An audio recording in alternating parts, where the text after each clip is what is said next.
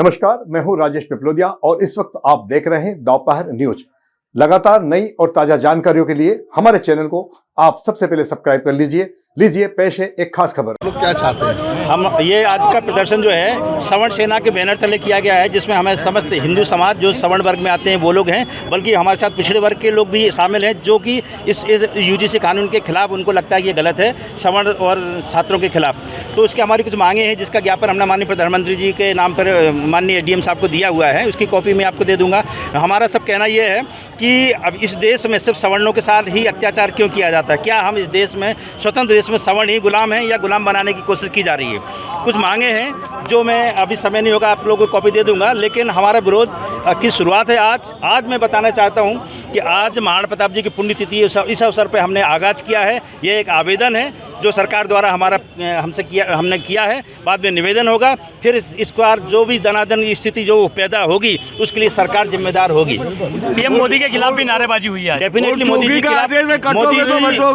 जी के खिलाफ नारेबाजी होने का कारण ये है कि इस देश के सबसे बड़े पद पर बैठने वाले हो, चाहे उनकी जिम्मेदारी हो या ना हो, नैतिक रूप से उनकी जिम्मेदारी बनती है। क्योंकि जिस प्रकार एट्रोसिटी एक्ट में अमेंडमेंट करने के बाद सुप्रीम कोर्ट के उनका जो निर्देश था उसको भी उन्होंने लोकसभा और राज्यसभा पारित करा के उसको कैंसिल कराया गया था।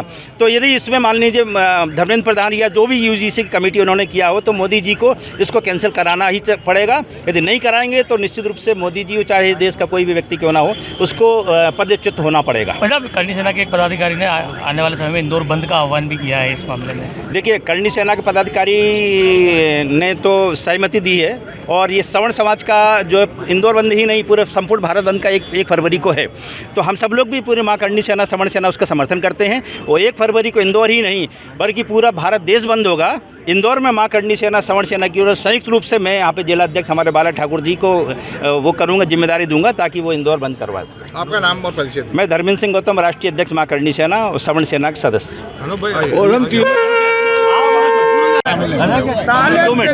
देखिए, यहाँ पर सवर्ण सेना नाम दिया गया है। सवर्ण समाज से यहाँ पर सिंधी समाज के भी जो सवर्ण लोग आते हैं, मतलब सामान्य वर्ग के लोग हैं, चाहे वो कायस्थ समाज के हों, चाहे वो वैश्य समाज के हों, चाहे वो हमारे ठाकुर प्रतिनिधि हमारे बड़े भाई धर्मेंद्र गौतम जी ने आपको बताया ही है, और संत समाज भी हमारे साथ सामने आपको विराजमान दिख रहा है। यह जो यूजीसी यूनिवर्सिटी ग्रांट कमीशन को ये अधिकार कैसे मिल गया कि हमारे बच्चों के साथ में वो ऐसा खुला खिलवाड़ करे?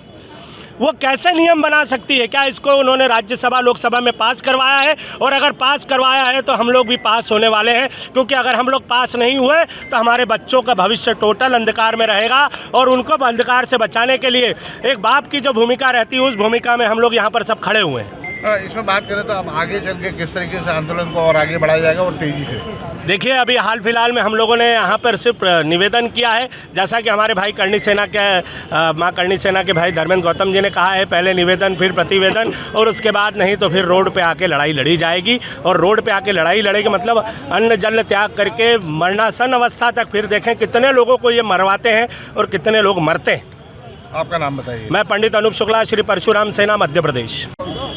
देखिए, यह जो भी यूजीसी लाया गया है, यह पूर्ण रूप से सभी के लिए विरोधाभास है।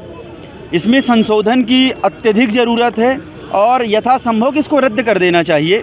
इसमें केंद्र सरकार, राज्य सरकार पूर्ण तरह से दोषी हैं कि जिन सवर्ण समाज के साथ जातिगत भेदभाव इनके साथ भी होता है, पूरी तरह से समाज इनको एक प्रकार से हिंदू समाज इनको दोषी मान करके चल रहा है। पूरे भारत के लोग अब इनको सरकार भी दोष में ला करके और इनके साथ पूरा भेदभाव कर रही है और इन्हें एक ऐसी स्थिति में डाल रही है कि अंग्रेज़ों ने भी इतना काला कानून नहीं लाया।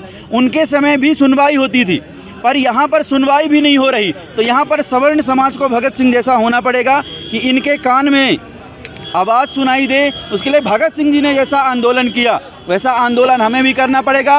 ये सवर्ण समाज के आज़ादी के लिए अत्यधिक ज़रूरी है और इसके लिए केंद्र सरकार के हमने ही बनाया है। हम सभी का पूरा सहयोग रहा उन्हें बनाने में और बीजेपी को लाने में पूर्ण रूप से सवर्ण समाज का ही सहयोग रहा। और वह सरकार जो आज 12 साल से चल रही है, पर सरकार को इस विषय में पूरा विचार करना चाहिए कि जिनके बदौलत बनी है, ठीक, जिनके बदौलत तख्त पर उन्हें बैठाया गया है, उनके साथ द्वेष भाव ना करें। नहीं, यह भी उन्हें जानकारी होनी चाहिए कि जब उन्हें बैठाया जा सकता है सिंहासन पर तो उतारा भी जा सकता है, इसे वह कदापि ना भूलें। और जिन्होंने अपनी 563 रियासतें इस देश को समर्पित करके देश को एकता में पिरोया है, उनके साथ यह जातिगत भेदभाव करके सरकार स्वयं को नष्ट कर रही है।